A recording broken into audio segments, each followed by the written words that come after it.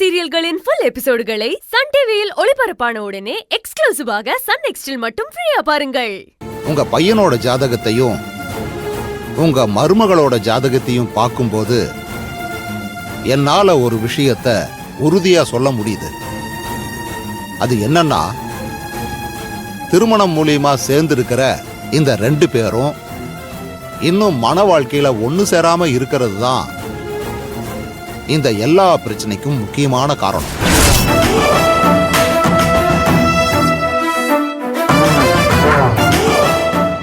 நீங்க என்ன சொல்றீங்க ஐயா?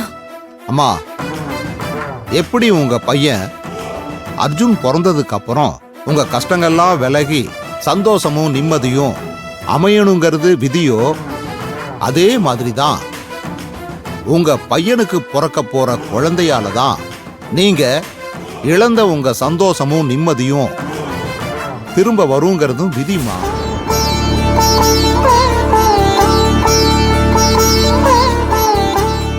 உங்களோட புள்ள உயிர் காக்கப்படணும்னா திருமணம் மூலமா உங்க மருமகளும் உங்க பையனும் எப்படி ஒண்ணு சேரணுங்கிறது விதியோ, அதே மாதிரி அவங்க 2 பேர் மூலமா இந்த வீட்டுக்கு வரப்போற வாரிசால தான் இந்த குடும்பமே காக்கப்படணுங்கிறதும் விதிதாமா.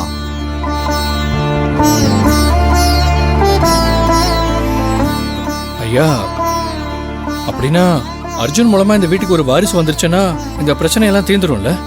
நிச்சயமா.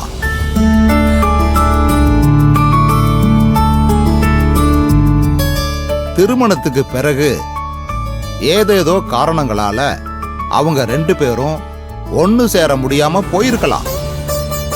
ஆனா இதுக்கப்புறம் அவங்க ஒண்ணு சேர்ந்தாதான் இந்த குடும்பத்துக்கும் நல்லது, அவங்களுக்கும் நல்லது.